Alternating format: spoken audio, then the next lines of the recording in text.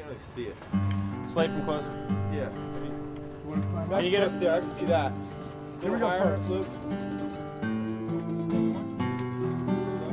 I wanted to do something that was a romance, a drama, that kind of talked about the situation with the war right now in Iraq, but without you know, hitting people over the head with it. You know, I didn't want it to be the focus of the film, but I definitely wanted it to be the background. It really came out of images.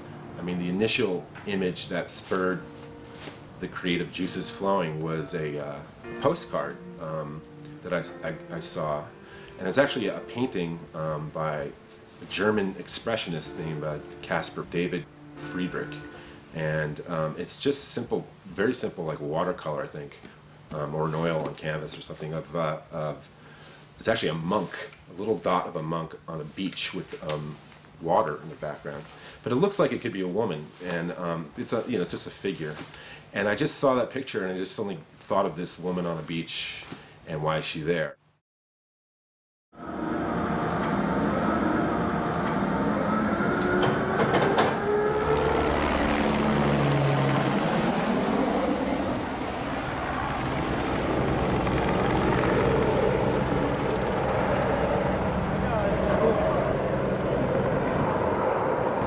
I came out of the Army and I was working for a company that did flight instruction and stuff like that. And then one of the guys from the West Coast approached the owner of the company and said he had a camera mount that he wanted to market here in the States, you know, here on the East Coast. Mm-hmm.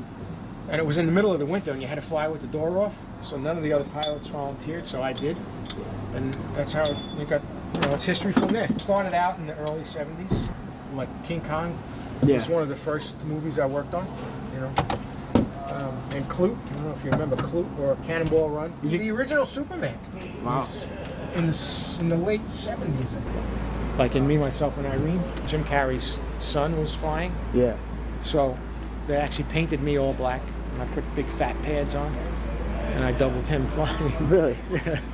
Yeah, that's the only way to do it. Well, oh man, the helicopter scene was, flying in a helicopter was something for me that it's something I'd never done before, never experienced. I mean, I've been obviously in airplanes, not obviously, but I've been in a lot of airplanes before and never had the opportunity to take a ride in a helicopter. And then I was able to meet and interview and talk with Al Cirillo a little bit about his experiences over in Vietnam. I was actually in Vietnam when I got shot.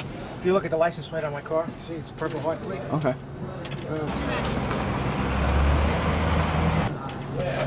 And I actually got shot in the leg on the right side, so it's in the same spot. You know, so it's kind of a lot of coincidences. Right, right.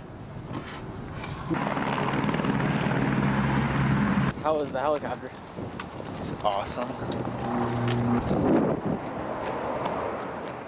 Technically, you know, the process begins in kind of a solitary way as the composer. That's me. I go and I will work on the computer developing what we call mock-ups, which are kind of electronic versions of what the score will sound like. And they allow the director to really hear what the score is going to sound like. Here, today, we're recording a string section.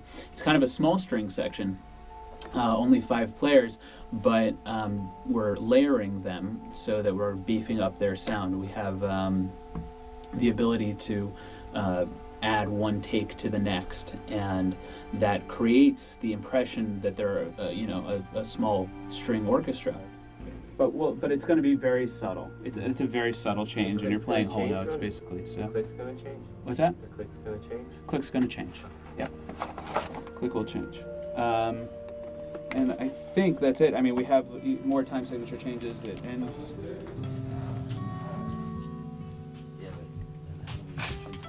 Well, I've been recorded. Well, I've copied my automation down. Everything that I've got here is going through the desk. Right. So. And so that Bob is basically equalising things and making the dialogue work where it doesn't work, and making sure the effects compared to the music is, you know, a good level and the dialogue's all audible and clear and stuff like that. It's very cool. Is that right? And then when we get done, Bob will lay it back. Okay.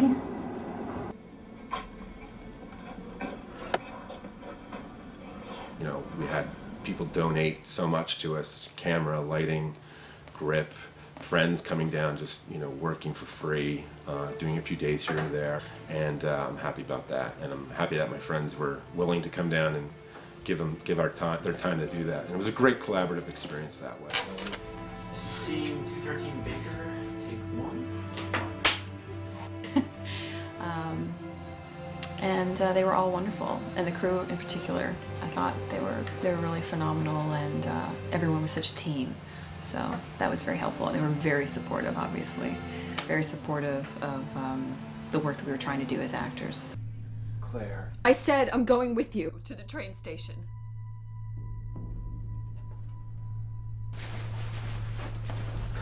Cut. Picture wrap on Divergence! Woo! Picture wrap on Divergence! So it was hard, but ultimately, at the end of it, it actually ended up being one of the most rewarding and great experiences, because as having come from in the film business of commercials and such, and as we started to reach out, myself and the producers, it became really rewarding because of the openness and the giving of all of the people that we worked with. Everybody just gave us so much to help make this film happen, just because they were excited about the idea of us making this independent film and past relationships that we had with them.